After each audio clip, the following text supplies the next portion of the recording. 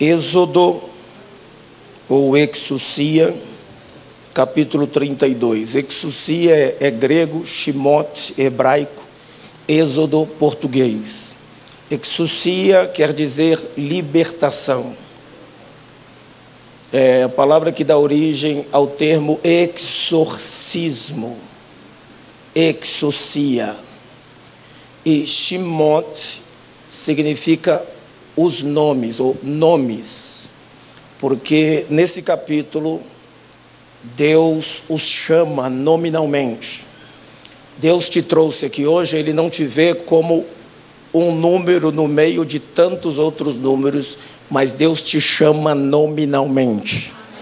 Ele diz: eu sou o Senhor que te chamo pelo teu nome. Isso é lindo.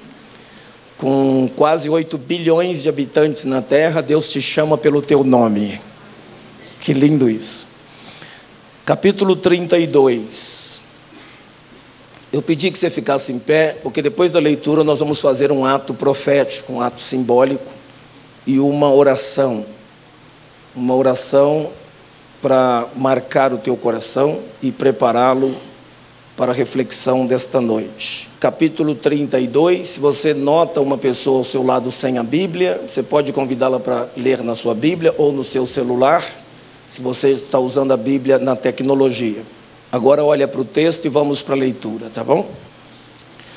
Mas vendo o povo que Moisés demorava em descer do monte, aproximou-se de Arão e lhe disse: levanta-te, faze-nos deuses que vão adiante de nós, pois este Moshe, o homem que nos tirou do Egito, não sabemos o que lhe há sucedido.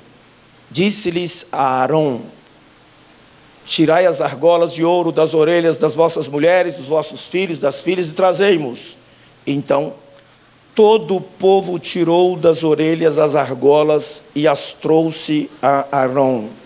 Diga comigo: ouro. Diga: todo o povo tirou das orelhas. Agora verso 4. Este, recebendo-as das mãos, trabalhou o ouro com um buril e fez dele um bezerro fundido. Então disseram: são estes, ó Israel, os teus deuses que te tiraram da terra do Egito. Arão, vendo isto, edificou um altar diante desse Deus e, apregoando, disse: amanhã vai ser a festa para o Senhor, para Adonai. No dia seguinte, madrugaram e ofereceram holocaustos, trouxeram ofertas pacíficas. Diga comigo: trouxeram ofertas. E o povo assentou-se para comer e levantou-se para divertir-se. Diga comigo: o povo assentou-se para comer e beber e se levantou para se divertir. Verso 7. Então disse o Eterno a Moshe: vai, desce. Diga comigo: desce. Porque teu povo que fizeste sair do Egito se corrompeu e depressa se desviou do caminho que lhe havia ordenado. Fez para si um bezerro fundido e adorou e lhe sacrificou, e diz: são estes, ó Israel, os teus deuses que te tiraram da terra do Egito. Disse mais o Senhor a Moshe: tenho visto este povo, e eis que é um povo de dura cerviz. Agora, pois, deixa-me, para que se acenda contra eles o meu furor, e eu os consuma, e de ti farei uma grande nação. Porém Moshe suplicou a Yahvé Elohim e disse: por que se acende, Senhor, a tua ira contra o teu povo, que tirastes da terra do Egito com grande fortaleza e mão poderosa? Porque hão de dizer os egípcios: com maus intentos tirou para matá-los nos montes e para consumi-los da face da terra. Torna-te do furor da tua ira, Senhor, arrependa-te deste mal contra o teu povo. Lembra-te de Abraão, Isaque, Jacó e Israel, teus servos, os quais por ti mesmo tens jurado, e lhe dissestes: multiplicarei a vossa descendência como as estrelas dos céus. Toda esta terra de que tenho falado, dá-la-ei a vossa descendência, para que a possuam por herança eternamente. Então se entristeceu o Senhor do mal que estava para fazer ao povo, e voltando-se, desceu Moisés do monte com as 2 tábuas do testemunho nas mãos. Diga comigo: com as 2 tábuas do testemunho nas mãos. As tábuas de pedra estavam escritas de ambos os lados, de um e de outro estavam escritas. As tábuas eram obra de Deus. Também a escritura era a mesma escritura de Deus, esculpida nas tábuas. Ouvindo Yehoshua, o Josué, a voz do povo que gritava, e ele estava acompanhando Moisés, ele disse para Moisés: ô Moisés, é alarido de guerra no arraial. Respondeu Moisés: não é alarido dos vencedores, nem alarido dos vencidos, mas esse barulho que você está ouvindo é dos que cantam. Logo que se aproximou do arraial, viu ele o bezerro e as danças. Então, acendendo-se-lhe a ira, arrojou das mãos as tábuas e quebrou-as ao pé do monte. E pegando no bezerro que tinha feito, queimou e reduziu a pó e espalhou sobre a água. Era uma água que descia da encosta da montanha. E deu de beber aos filhos de Israel. Depois perguntou Moshe a Arão: que foi que esse povo te fez, para você trazer sobre eles um pecado tão terrível? Respondeu-lhe Arão: não fica bravo comigo, não se acenda a ira do meu Senhor contra mim. Tu sabes que esse povo tem uma tendência mesmo para fazer o mal. E eles me disseram: faze-nos deuses que vão adiante de nós, pois quanto a esse Moshe, o homem que nos tirou da terra do Egito, a gente não sabe o que aconteceu com ele. Então, Moisés, eu disse para eles: quem tem ouro, tira-o. E eles me deram. E Moisés, eu peguei o ouro que o povo me deu e lancei no fogo, e saiu esse bezerro. Verso 25. Vendo Moshe que o povo estava desenfreado, pois Arão os tinha deixado solto para a vergonha no meio dos seus inimigos, pôs-se em pé à entrada do arraial e disse: quem é do Senhor, passe para o lado de cá, venham para mim. Então se ajuntaram a Moshe todos os da tribo de Levi.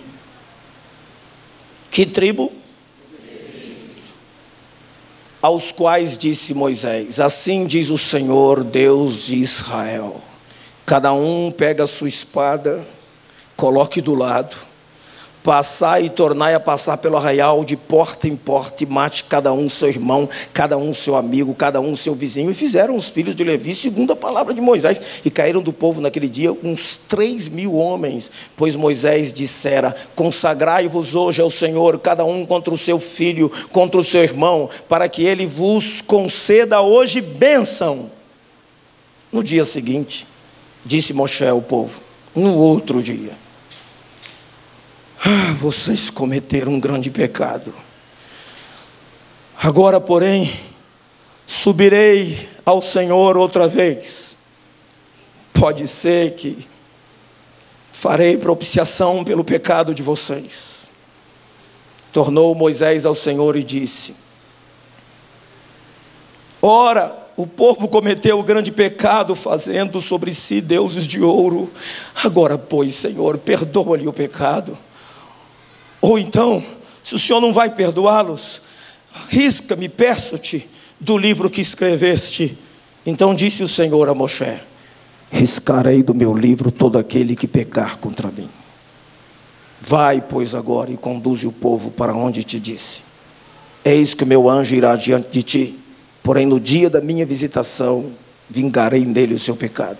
Feriu, pois, o Senhor o povo, porque fizeram o bezerro que Arão fabricara. Diga comigo, Arão fabricara. O capítulo 33, eu não vou ler, mas quero que você fique olhando para ele. Deus diz para Moisés subir de novo ao monte. E Moisés sobe. E Deus diz, vou mandar um anjo na sua frente. Está no verso 2. No verso 3, Deus disse, eu não vou mandar um representante, um anjo, porque se eu for, eu vou matar todo mundo. Porque eles vão me irar, e vai sair santidade de mim, e eles vão cair mortos. É uma consequência. E aí no versículo de número 4, o povo ouviu isso. O verso 4 chama de más notícias. Está vendo aí na sua Bíblia? Disse que o povo, quando ouviu essas más notícias, pôs-se a prantear, e nenhum deles vestiu seus enfeites. Dali para frente. Se você olhar comigo, só por cima, os versículos de 12 até 16, Moisés pede a presença de Deus. Diz, Senhor, tá bom que o anjo vai, nada contra o anjo, ele é legal, pode mandar anjo, mas eu quero a tua presença, e se sua presença não for conosco, não nos faça subir daqui. E Deus diz, tá bom, eu vou com você para te dar descanso. E aí Moisés aproveita que Deus está dando coisas para ele, e faz o último pedido do 17 ao 23, que está no livro de Shuvá. Ele diz, eu quero ver a tua face. Eu já vi tua mão, já vi o mar vermelho se abrir, eu quero ver tua face, eu quero mais de ti. E Deus fala, não dá, se você me ver, você morre, qualquer pessoa que me vê morre. Ele disse, eu quero ver assim mesmo. Que eu morra, mas eu quero ver a tua face. Tua face não se compara com nenhum bezerro de ouro, eu quero ver a tua face.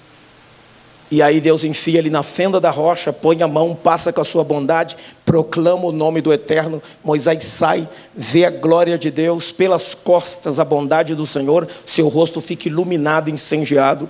E aí no capítulo 34, versículo 1, diz, então disse o Senhor a Moisés, lavra-me 2 tábuas de pedras como as primeiras, e eu escreverei nelas as mesmas palavras que estavam nas primeiras tábuas que quebraste. Aí Deus manda preparar o povo, diz para ninguém vir no versículo 3, Moisés, não deixa eles virem não, vem só você. Verso número 4, Moisés preparou a tábua, e o verso 5 diz que tendo o Senhor descido na nuvem, ali esteve junto dele, proclamou o nome do Senhor, e passando o Eterno na frente de Moisés, clamou, Senhor, Senhor, Deus compassivo, clemente, longânimo, grande em misericórdia e fidelidade, que guarda a misericórdia em 1000 gerações, que perdoa a iniquidade, a transgressão e o pecado ainda, que não inocenta o culpado, porque és correto, e visita as iniquidades dos pais dos filhos até a 3ª e 4ª geração. Imediatamente curvou-se Moisés para a terra e adorou. Diga amém. Põe a Bíblia assim colada no peito, deixa em Êxodo 32, fecha os olhos e diga, Pai, fale ao meu coração pela tua palavra, edifica-me, ajuda-me a colocá-la em prática, que a minha mente esteja atenta, que nenhuma distração me impeça de ouvir o que o Senhor quer falar comigo, porque as tuas palavras são espírito e vida. É em nome do nosso Moshe e Yeshua, é em nome do nosso Moisés, Jesus, que eu faço essa oração. Amém e amém. Pode se assentar, por favor. Quero tratar do tema carnaval.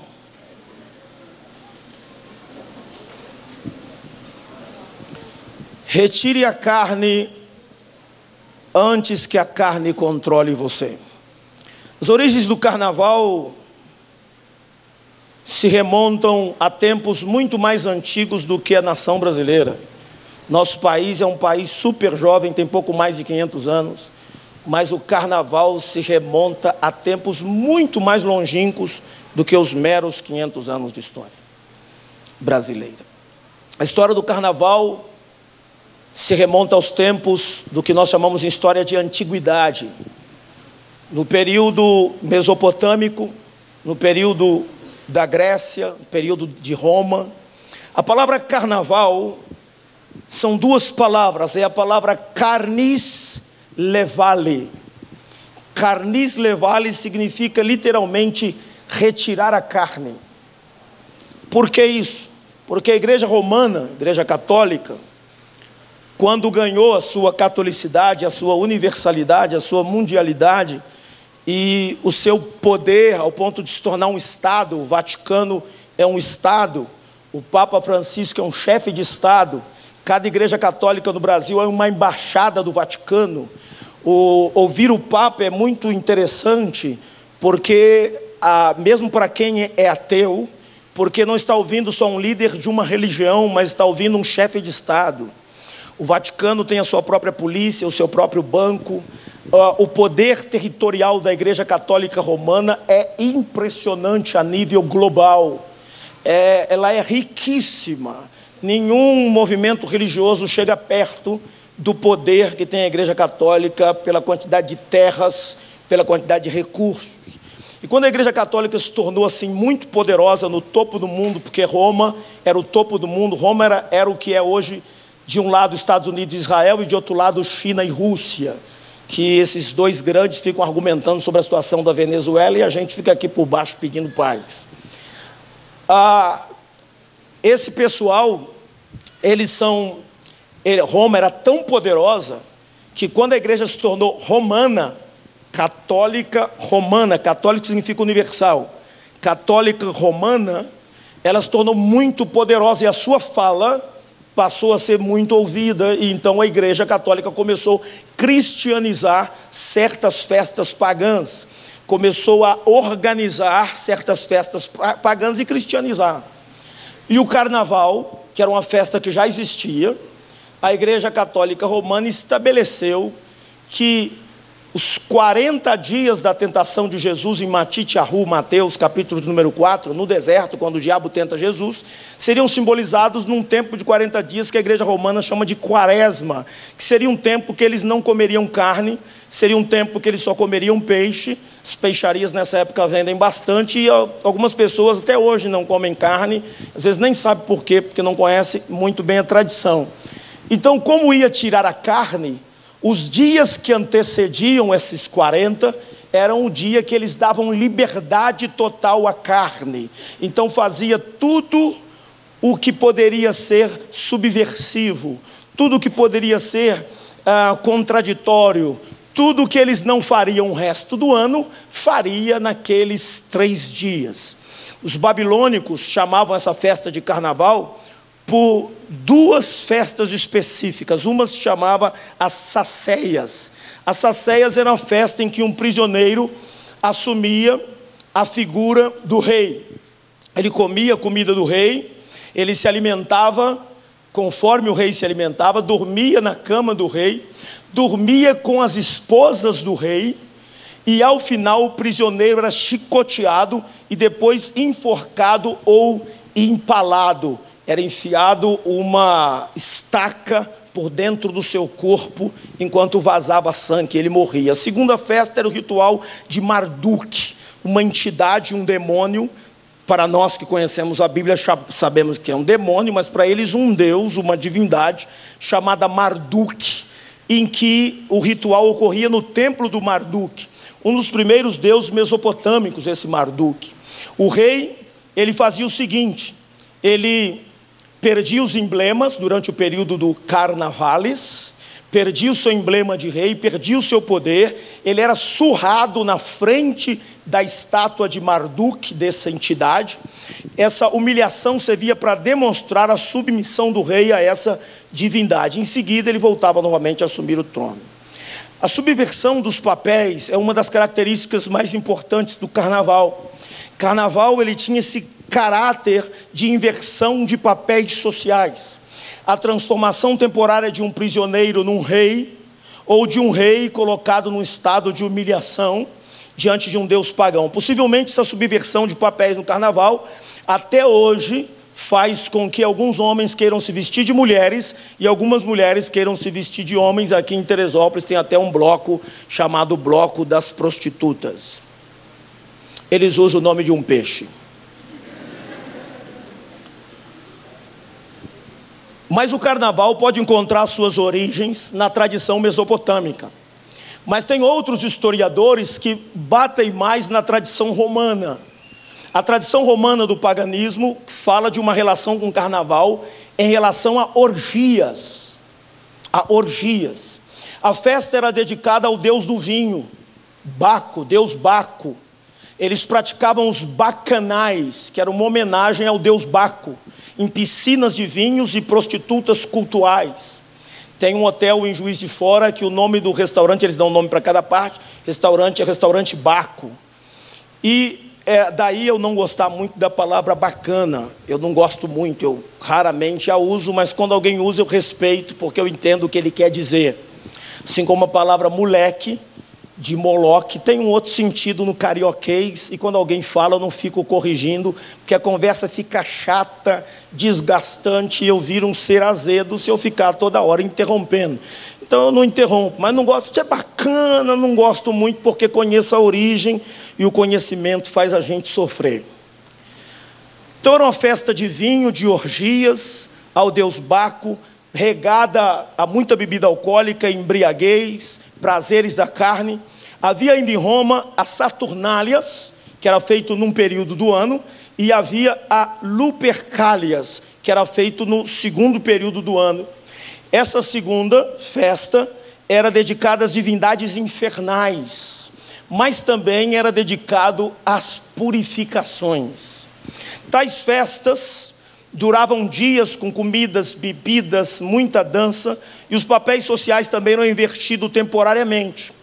Ou seja, escravos se vestiam como reis, e como senhores, senhores se vestiam como escravos, e vice-versa. Algumas pessoas da alta sociedade gostavam muito dessas festas para poderem usar máscara e estar no meio do povo sem serem reconhecidos pela população. A Grécia é muito parecido com Roma. É só uma passada rápida para você conhecer a origem, só que era uma festa a Dionísio, por isso a gente chama de festa dionisíacas, mas era a mesma festa, eram iguais às romanas, porém dedicada a Dionísio. Observe que o carnaval tem a sua origem na antiguidade, com festas aos deuses, aonde se permitia o quê? Uma alteração dos papéis. E não é algo exclusivo do Rio de Janeiro. No Brasil, além do Recife com os bonecos de Olinda, nós temos também o famoso carnaval dos trio elétricos da Bahia. E no mundo inteiro existe festa de carnaval. Tem gente que pensa que o carnaval é uma festa exclusivamente brasileira, e ela não é. Então cidades como Veneza, na Itália, cidades como Nice, na França, fazem carnaval. Tem o carnaval de Nova Orleans, nos Estados Unidos da América, carnaval de Ilhas Canárias, carnaval de Oruro, na Bolívia, carnaval de Barranquilha, na Colômbia. Se alguém estiver planejando, está aí os lugares que você pode ir para o carnaval. São lugares que também celebram essa festa. Como é que chegou no Brasil? O Brasil chegou no século XVII. Engraçado que a gente acha que foi há muito mais tempo, mas não foi. Foi no século XVII. A maioria dos brasileiros pensa que quem trouxe o carnaval foram os negros, escravos que vinham da África. Isso não é verdade. O carnaval foi trazido ao Brasil pelos portugueses, através de uma festa chamada Indrudo. Indrudo era uma festa em que os portugueses brincavam, jogando uns nos outros durante esses 3 dias de festa, água, farinha, ovos e tintas, e tem algumas outras coisinhas mais que eles jogavam, mas que eu tirei da lista para não cansá-los. Os africanos, que eram escravos, na verdade, eles se divertiam nesses dias ao som e ritmos que eles trouxeram da África, e com o tempo foram mesclando esses ritmos com o ritmo português, e essa mistura é que teria dado a origem às marchinhas de carnaval, ao samba, entre outros ritmos que são extremamente brasileiros, e considera-se que a primeira marchinha de carnaval, Abre Alas, escrita em 1899, foi pela compositora carioca Chiquinha Gonzaga, que era da alta sociedade e gostava muito dos carnavais. No começo do século XX, com a proibição de jogar ovo, de jogar essas coisas, o Brasil começou a importar do carnaval de Paris e também de Nice o costume de jogar confetes, serpentinas e buquê de flores.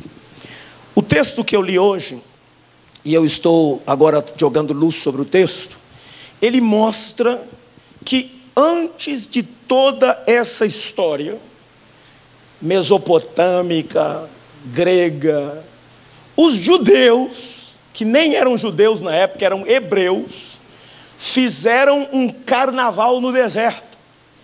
E esse carnaval deixou Deus extremamente irado. Moisés subiu ao monte, Deus falou: vou te dar umas direções para o povo, eu quero falar com o povo, vou escrever com a minha própria mão. Deu o decálogo para ele. E quando Moisés está lá em cima na nuvem de glória, né? Imagina que você está num congresso, você está num lugar recebendo muito de Deus, e no meio daquela unção toda, daquela glória, Deus fala com ele: Moisés, desce, porque o teu povo que você tirou do Egito já se desviou, fez um bezerro de ouro, estão adorando. Moisés não podia acreditar, mas Deus estava falando, não podia ser mentira. Então ele desce com as tábuas na mão. Quando chega lá embaixo, vê a cena. Quando você for a Israel, você vai ver que essas montanhas são muito secas. Quando você chega no pé das montanhas, tem muitos vales. E ele pega as tábuas de cima, provavelmente de um daqueles murunduns, e ele quebra as tábuas. Eu trouxe isso aqui para vocês, mas vocês se desviaram. Chama Arão, que era seu parente e era o seu vice, e dá-lhe uma bronca. O que eu quero falar para vocês hoje sobre carnaval, de acordo com esse texto? Está tudo no texto. Primeira coisa que eu quero mostrar para vocês é que todo carnaval é uma oferenda. A gente não se dá conta disso.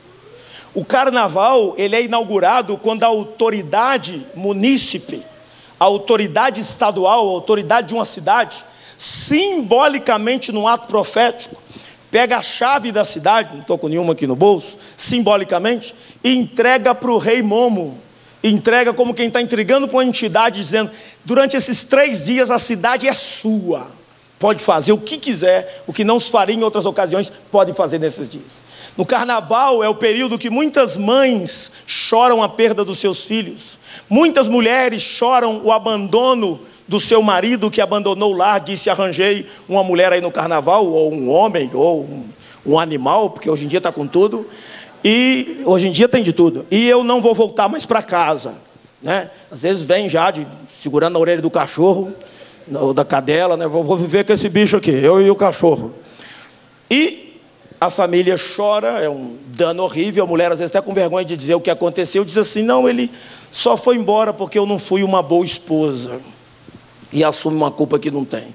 Olha na sua Bíblia, se você está com o capítulo 32 aberto, e os versículos 3 e 4, veja o que diz.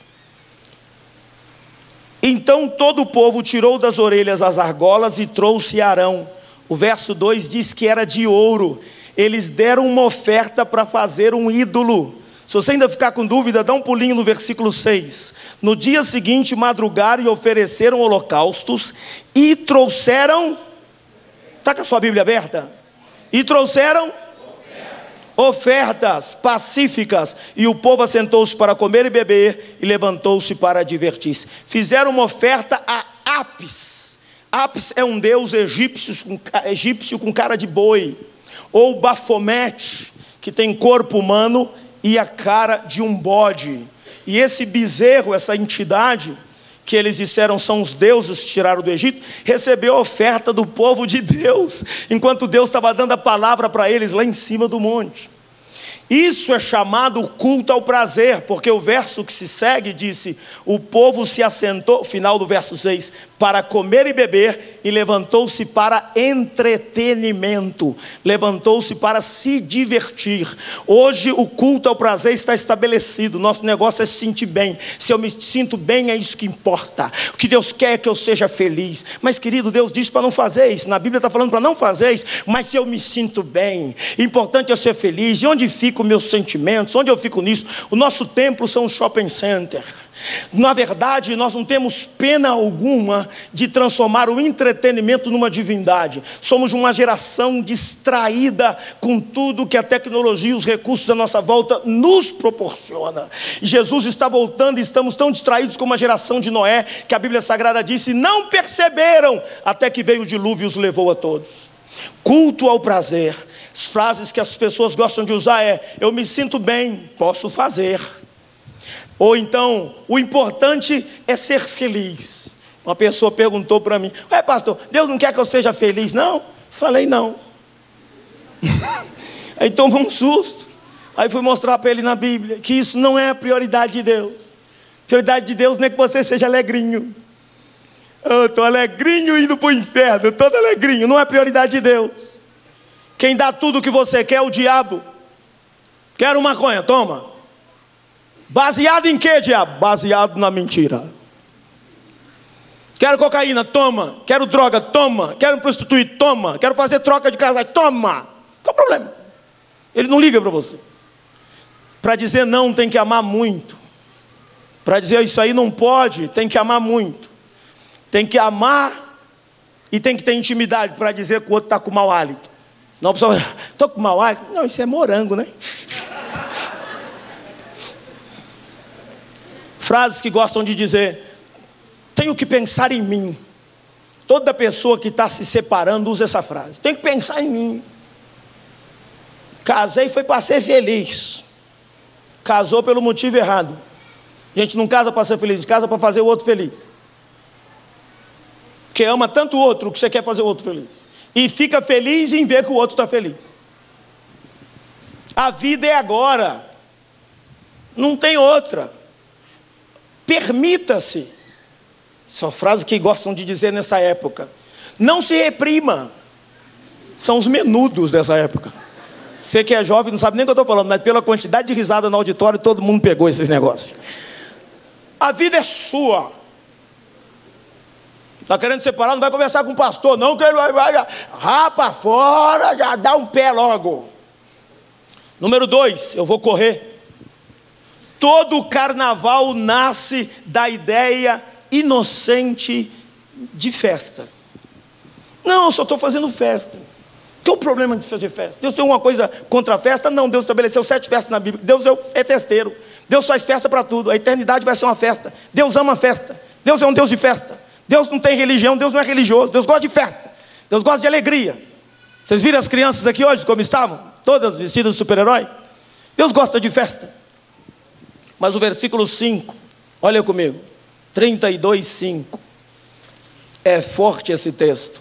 Arão, vendo isto, edificou um altar diante dele e apregoando disse, amanhã vai ser a festa do Senhor. Porque se botar o Senhor no final, funciona. Tem gente que pensa que se falar em nome de Jesus, tá bom. Ô fulano, mas tu está roubando o outro, cara, isso está errado. Não, mas vou roubar e vou prosperar em nome de Jesus. Rapaz, mas essa mulher não é tua, não, é do outro. Mas e a vontade de Deus? E se Deus tem outro plano? Errou o endereço? Tem outro. Vai ser a festa, disse ele. Terceiro, todo o carnaval nos desliga de Deus. Desconecta, despluga, cai a rede. Você está ligado em Deus, sentindo a presença, o amor dele, e de repente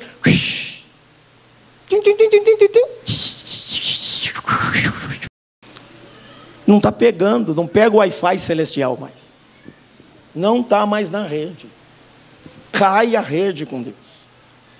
Todo o carnaval nos desliga de Deus. Está no verso 7, olha aqui o verso 7.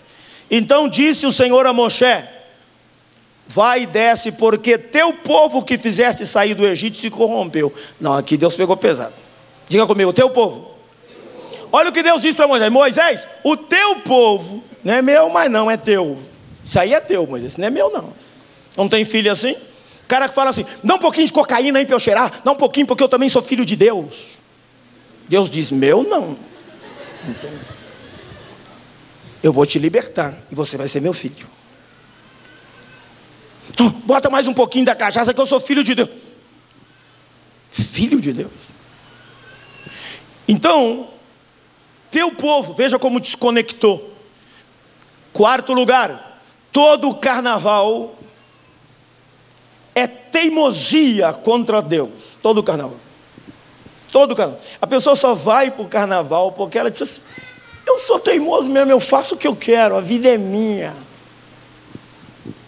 A Bíblia diz no livro do Apocalipse que quando a ira de Deus cair sobre a terra, as pessoas vendo a ira de Deus cair vão blasfemar de Deus, não vão se arrepender, vão começar a xingar Deus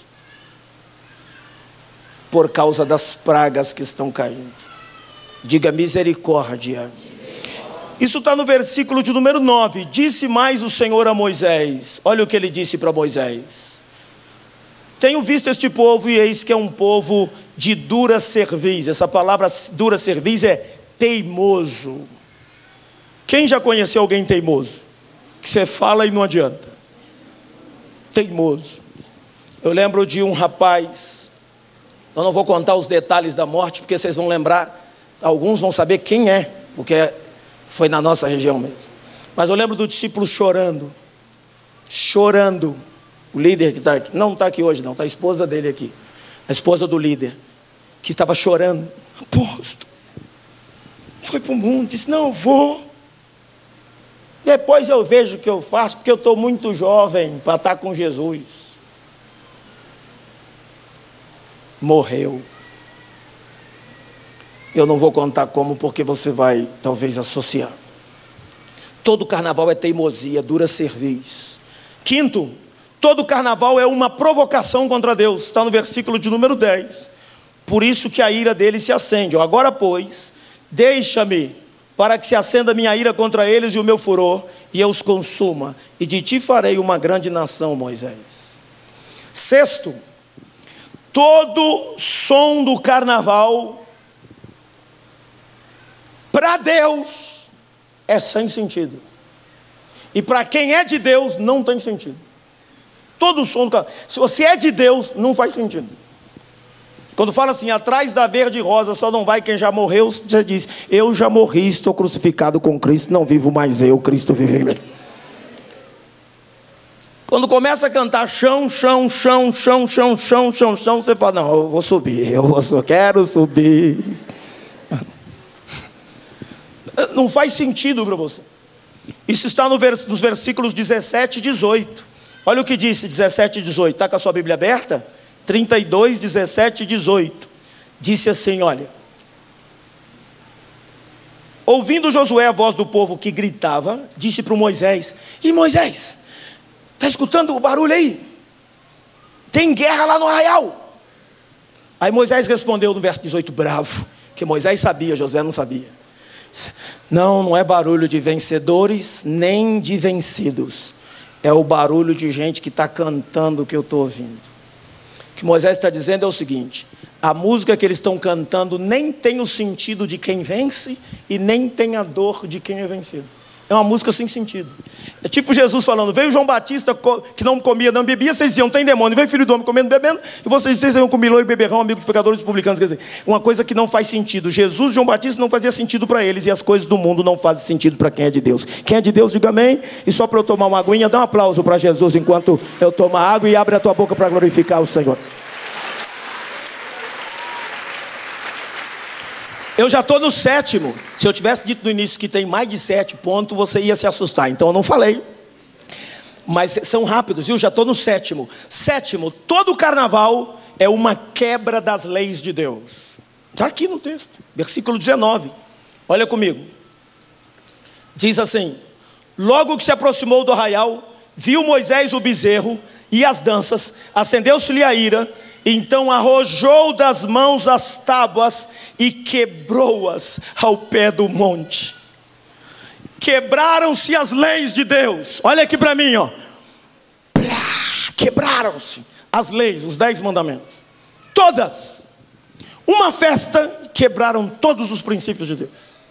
Uma festa, mas era uma festa contraditória. Deus não é contra a festa, Deus gosta de festa. Deus quer que você faça festa em casa, Deus quer que você participe de festa, Deus ama festa.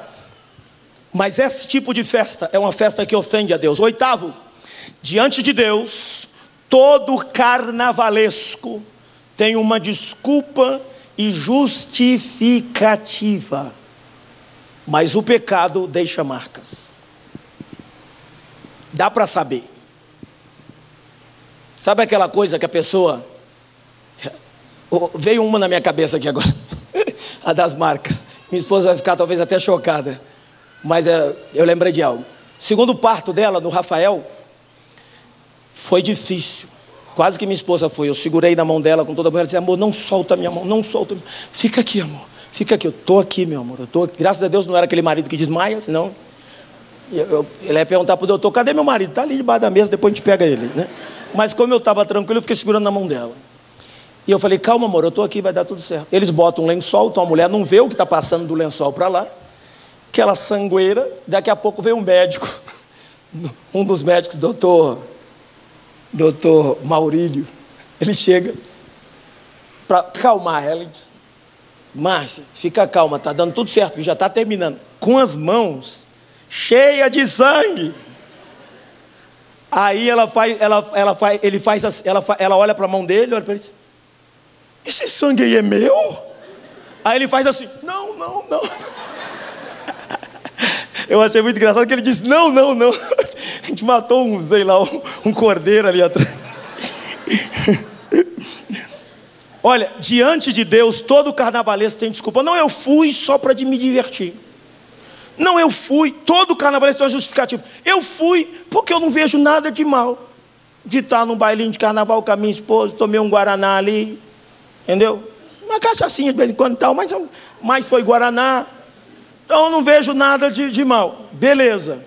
Mas só que quando há pecado, é possível, querido, você ir para o meio do carnaval, ficar lá e não pecar. Vou te mostrar isso aqui hoje. É possível.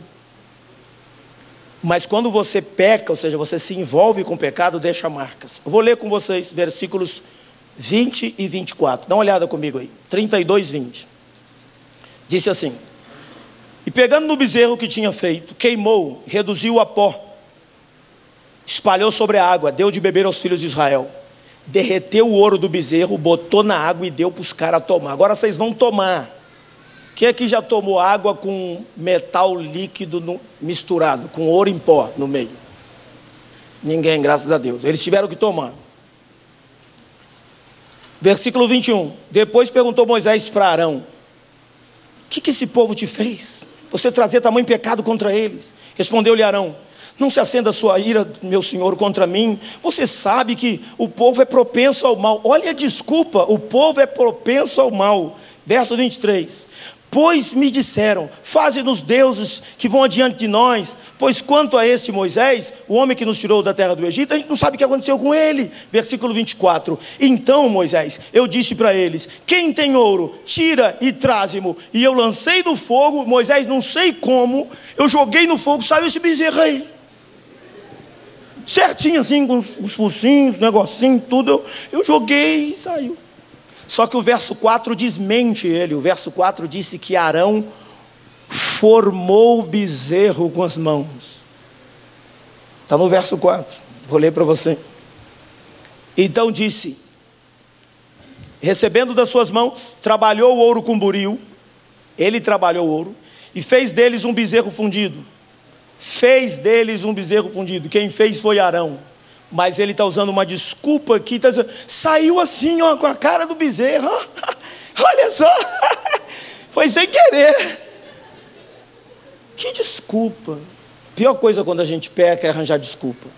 Deus não tem problemas em perdoar, desde que a gente diga: Senhor, fui eu, e não foi a mulher que tu me destes. Eva, foi a serpente. Serpente, não tinha mais ninguém. Não, é a gente dizer: Senhor, a responsabilidade é minha. Eu sou o líder do lar. Eu sou o marido. Eu errei. A culpa é minha. Quando as coisas não vão bem, eu sou o primeiro a dizer para meus discípulos: a responsabilidade primeiramente é minha. Me perdoe. Eu devia ter percebido.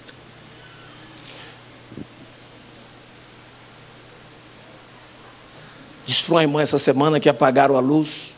Até eu peço aos diáconos que não tinham conseguido ainda reunir: mantenham sempre todas as luzes acesas até que a última pessoa saia. A irmã tinha torcido o pé. Eu disse: irmã, me perdoa. Culpa é minha. Ela disse, não, apóstolo, culpa não é do senhor. Eu falei, é assim, você me perdoa. Responsabilidade minha. Vou corrigir isso. Só acalmei o coração quando o marido dela me disse que ela tinha expulsado um demônio de manhã e no ato da libertação ela comentou, nunca quebrei um osso do meu corpo. E o marido olhou para mim com os olhos brilhando e disse, pastor, isso não nos para, agora é que servimos mais a Deus. Falei, que tremendo, glória a Deus. Diante de Deus, todo carnavalesco tem uma desculpa e justificativa, mas o pecado deixa marcas. Você sabe que a Bíblia diz em Deuteronômio 9:20, se não me falha a memória, que a ira de Deus se acendeu muito contra Arão. Deixa eu ver aqui, Deuteronômio 9, verso 20. A ira do Senhor se acendeu muito contra Arão para o destruir, mas também orei a Arão ao mesmo tempo. Moisés contando. Volta para o capítulo 32. Veja, por que deram a água com metal? Existem várias tradições sobre isso, rabínicas. Uma delas é que esse era aquele teste que era feito, que você já leu, quem já leu o Antigo Testamento sabe disso. Quem já leu o Antigo Testamento? Essa igreja é uma igreja que lê muito a Bíblia por causa da Universidade da Vida, então nos leva em 40 semanas a ler toda a Bíblia. Mas se você já leu então o Antigo Testamento, você deve ter visto o momento que às vezes a mulher fala que ela não traiu o marido, e o marido diz, traiu sim, e ela diz, não traí. Então os dois iam diante do sacerdote, o sacerdote dava algo para eles beberem, e conforme a reação do corpo da mulher, eles sabiam se tinha cometido erro ou não. E aqui, ou os lábios ficavam dourados, ou as barbas dos homens ficavam douradas. Aí a pessoa dizia, não, eu estava aqui, Moisés, mas eu não adorei o bezerro não, eu estava no meio aqui do carnaval, o batuque, o pessoal tirando a roupa, os amalequitas entrou no meio da gente, samba comendo, mas eu não me envolvi. Aí ele tomava, ficava normalzinho. Se ele falar, não me envolvi, tomava, parecia na cara dele. Por isso que ele manda eles tomarem. Nono, estou quase acabando. O carnaval deixa o povo desenfreado. Você sabia que eles começaram a arrancar as roupas? Apóstolo, como é que o senhor sabe que era carnaval? Bom, só faltou o abre-alas, que o resto tinha. Está aqui no versículo 25, olha comigo. 32, 25. Olha aí. Disse assim, vendo Moisés que o povo estava desenfreado, pois Arão o deixara à vontade, à solta, para a vergonha, no meio dos amalequitas. Tem tradução que não diz desenfreado, diz nu. Tem alguma aí que diz nu? Olha aí. Vendo Moisés que estavam nus, desenfreados, Arão tinha deixado ele solto para a vergonha no meio dos inimigos. Significa que os povos vizinhos, os amalequitas, estavam no meio deles na festa. Se misturou com os povos que estavam ali. 10º, estou acabando. Carnaval é uma mistura do santo com o profano. Porque o verso 25 fala da mistura de povo de Israel com os amalequitas, que eram inimigos eternos do povo de Deus. E 11º e último, um intercessor. Quantos? Um intercessor. Quantos? Um intercessor pode salvar um carnavalesco. Teve um aqui no Rio, famosíssimo. Estava saindo para o desfile. E Deus abriu os seus olhos espirituais. E ele viu anjos de Deus. E o repórter perguntou, como vai ser o desfile esse ano? Ele disse, não sei, porque é meu último, chorando. Estou saindo daqui, você crente em Cristo Jesus. Queridos, Deus salva no meio do negócio. Eu senti compaixão, ia passar o vídeo para vocês verem, mas dá tanta compaixão que eu resolvi não passar. Que é uma senhorinha tão querida, faleceu recentemente. E ela dizendo, lá no nosso morro estamos com problema. Porque a gente tem as fantasias, mas as meninas não querem, a gente prepara tudo para elas. E elas não querem, vai os repórteres perguntando em volta dela, mas o que era? aquele programa Canal Livre. Mas o que era? Muitos aqui viram esse vídeo. E ela disse assim, eram os crentes, esse negócio de lei de crente, tudo agora é Jesus, Jesus, Jesus, estão tudo para Jesus. Tem fantasia, tem carnaval, e as meninas estão tudo com Jesus. Tem gente que ficou até triste que eu falei isso. Puxa, rapaz. Teve outros que deram glória a Deus, aleluia. Eu quero terminar dizendo o seguinte: Moisés é uma tipologia de Jesus Cristo. Jesus é o único que intercede por nós diante de Deus. Moisés intercede pelo povo, mas dá uma olhada comigo, por favor, em Hebreus capítulo 3. Eu peço que, pelo amor de Deus, todo mundo abra o texto em Hebreus capítulo 3. Eu só pus os pontos lá atrás, tá? Então eu quero que você abra a sua Bíblia. Hebreus capítulo 3 é magnífico. Hebreus 3 vai dizer que Jesus é o nosso Moisés. Olha o que diz Hebreus capítulo 3.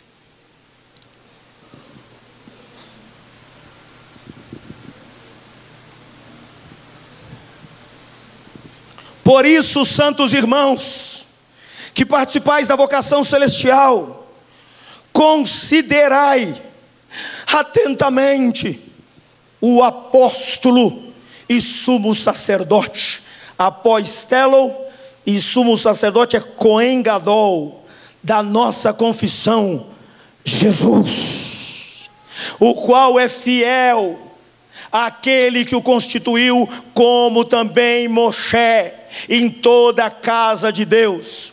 Jesus, todavia, tem sido considerado digno de maior glória do que Moshe. Quanto maior honra do que a casa tem aquele que é dono dela, que a estabeleceu.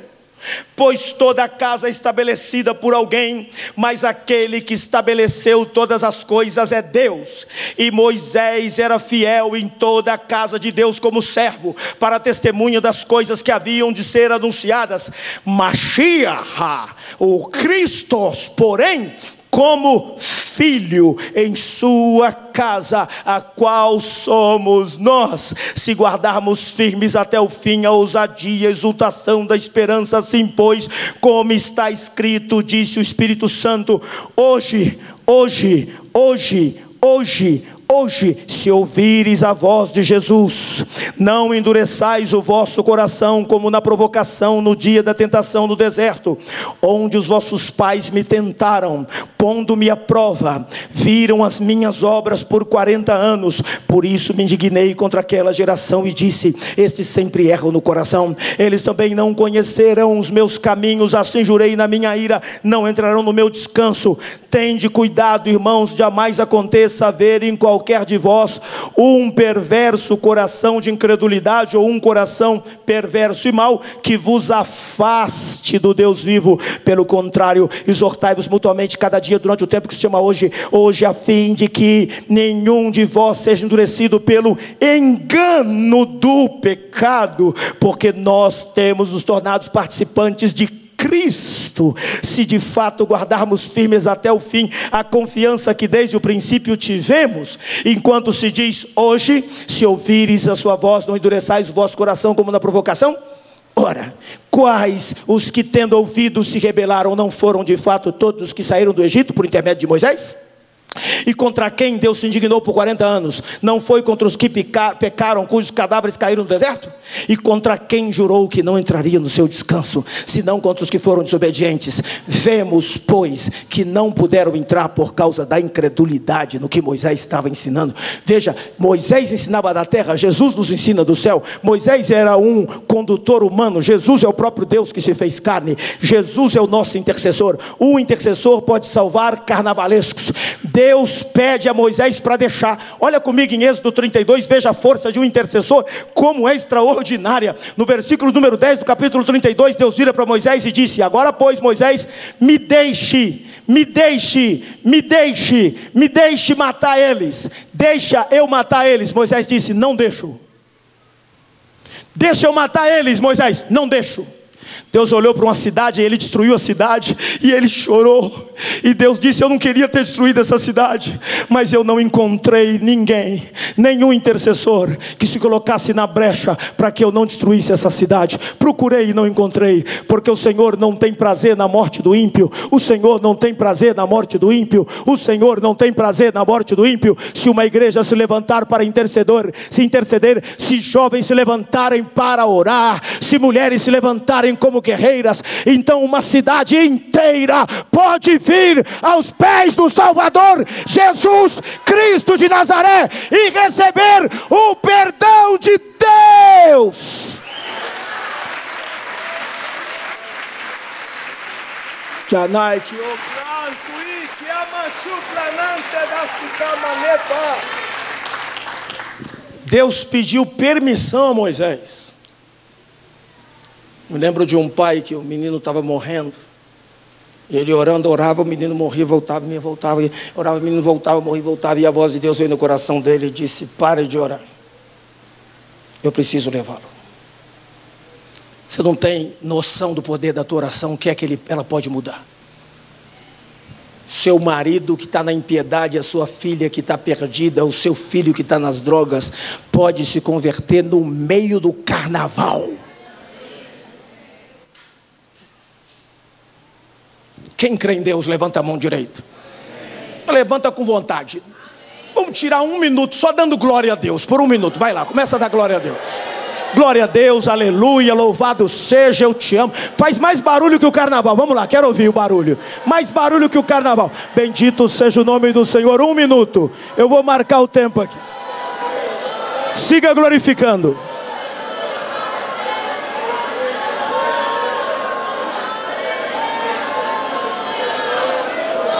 Só mais 30 segundos, só mais 30 segundos.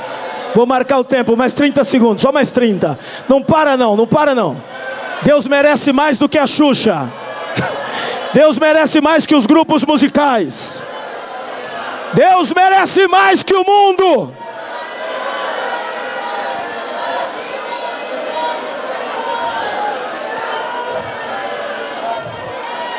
Só mais 10 segundos, só mais 10 segundos. 9, 8, 7, 6, 5, 4, 3, 2, 1. Um grito de vitória!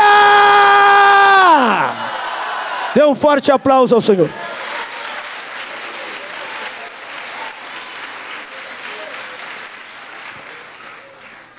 Como é que o intercessor faz? Rápido e a gente ora. Sabe como é que o intercessor salva? Veja como é impressionante a responsabilidade do cristão frente ao mundo. O intercessor salva descendo.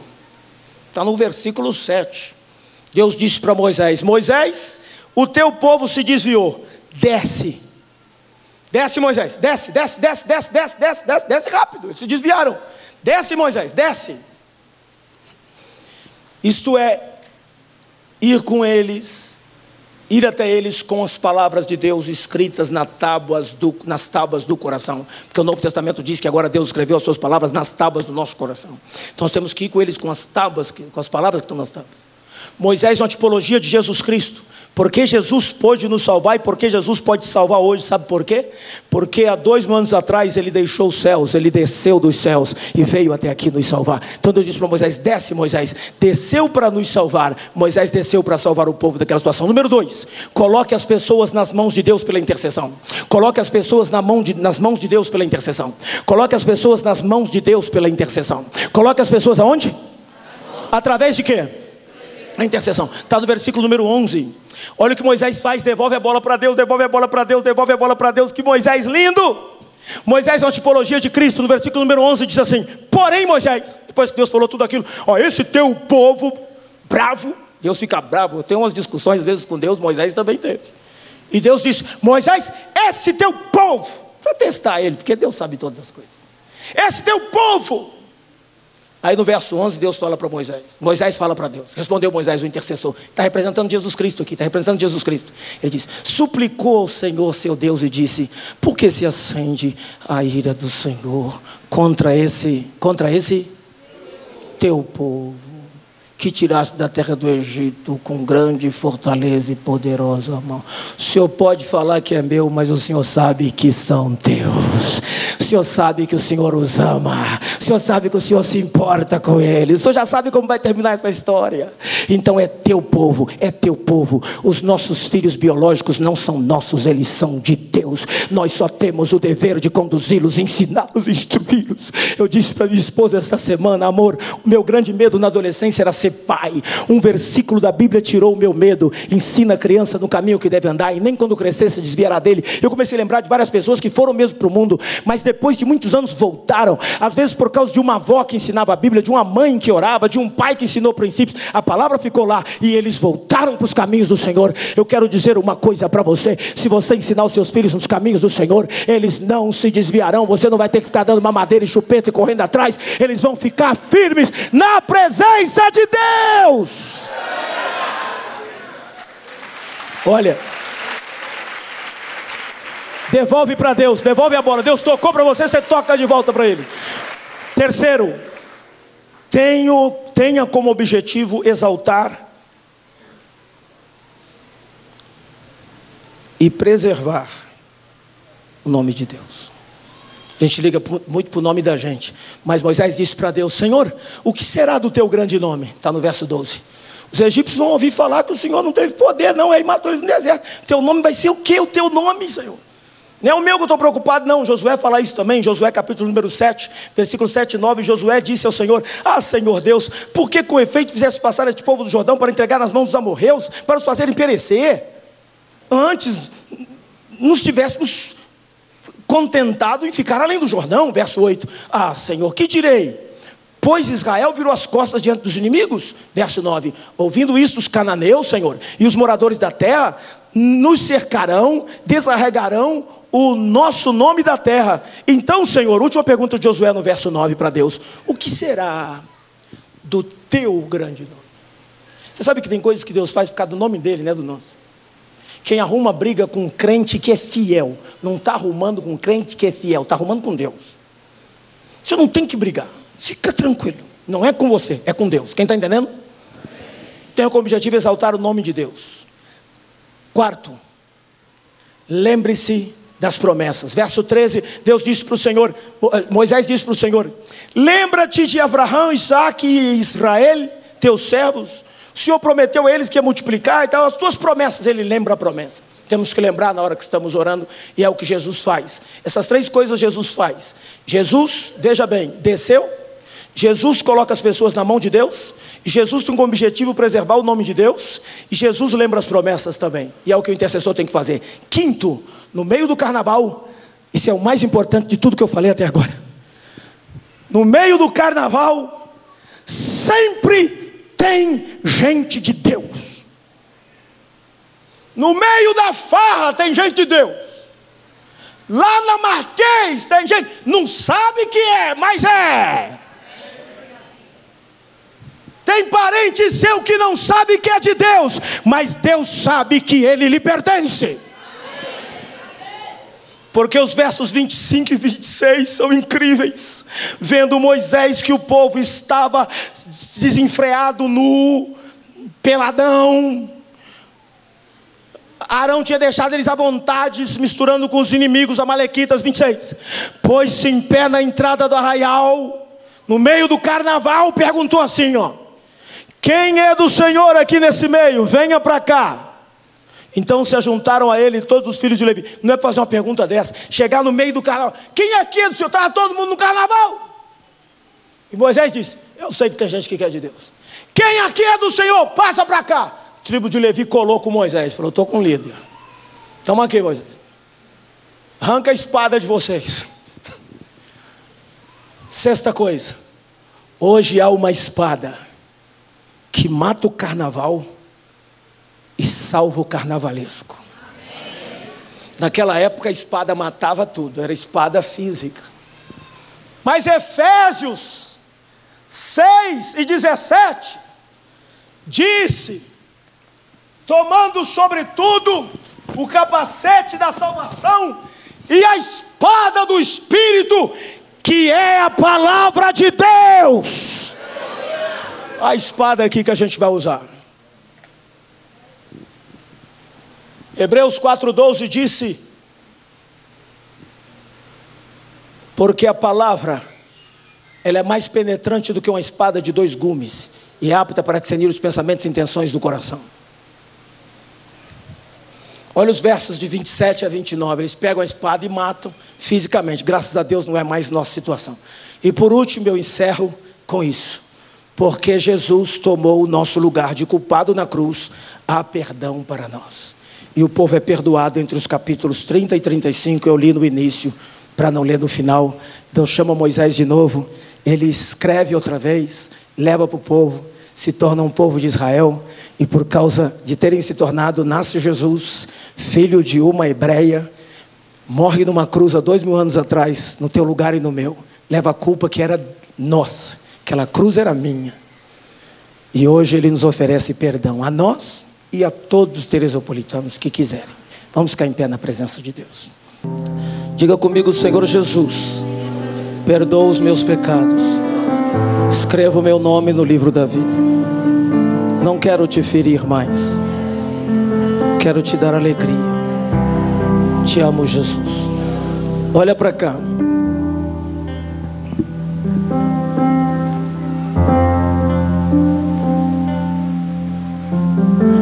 Moisés estava todo feliz, desceu do monte com a mensagem.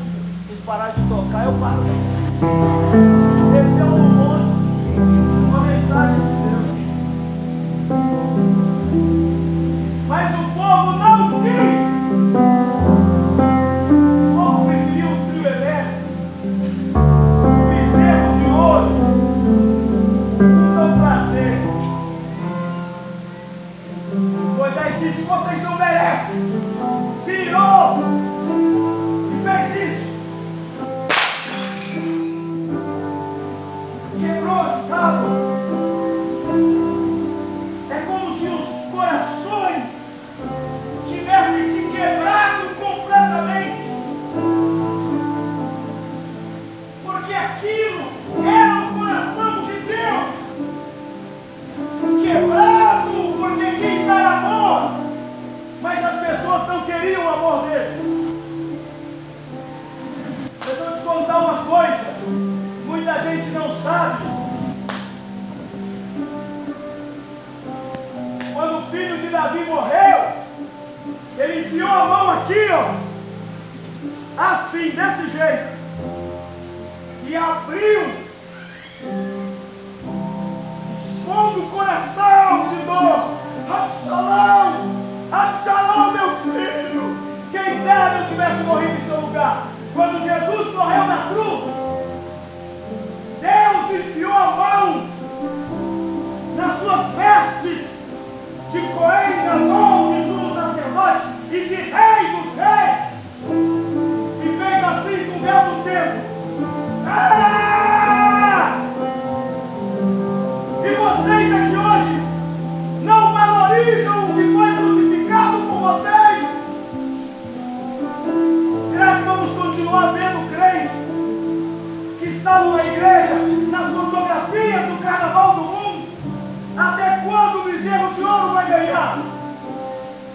A partir de hoje, somos comprometidos com Deus, porque Deus, na sua misericórdia,